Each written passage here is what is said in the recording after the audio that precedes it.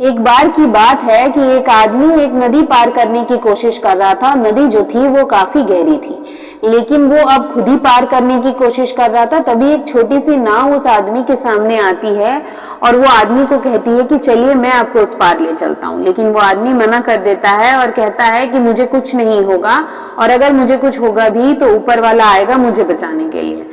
तभी वो छोटी नाव वहां से चली जाती है। थोड़ी देर बाद वो आदमी जब थोड़ा और आगे बढ़ता है तो एक बड़ी सी नाव आती है।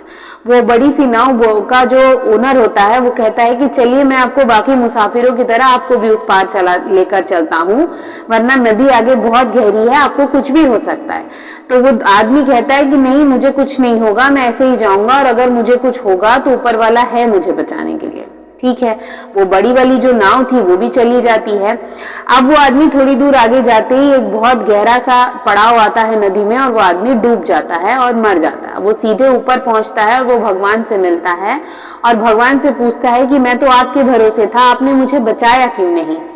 तभी भगवान बोलते हैं कि अरे मूर्ख, मैंने तुझे बचाने के लिए ही तो दो दो नाव भेजी थी, वो दो नाव वरना तेरे पास आई कैसे, ये तो सोचा होता।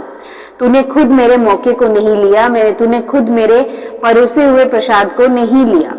तो बात वही है कि हमें नहीं पता कि कब अपॉर्चुनिटी हमारा दरवाजा खटखटा रही है और हम अक्सर उसे इग्नोर कर जाते हैं।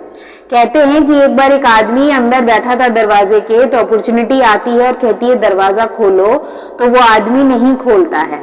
तो अपॉर्चुनिटी जो है वो उस आदमी से कहती है कि मैं हर किसी के यहाँ ज्यादा से ज्यादा एक या दो बार ही जाता हूँ, उससे ज्यादा नहीं, और आज मैं तुम्हारे यहाँ दूसरी बार आया हूँ और आज फिर तुमने दरवाजा नहीं खोला। तो इसीलिए अपने जीवन के दरवाजे, अपने मन के दरवाजे और उस हमेशा खोल के रखो, ताकि जिंदगी में छोटी से छोटी अपॉर्चुनिटी अगर आपके पास आए तो आप उसे लेकर उसका फायदा ले सको। क्योंकि हमें भी नहीं पता कि आज जो अपॉर्चुनिटी हमें छोटी लग रही है, आज जो मौका हमें छोटा सा लग रहा है, वो आगे जाके हमें कहां और कितनी ऊंचाई तक लेकर जाएगा।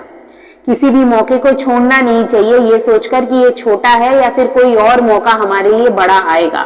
हो सकता है कि उस बड़े मौके तक पहुंचने के लिए आपको वो छोटा मौका लेना पड़ेगा।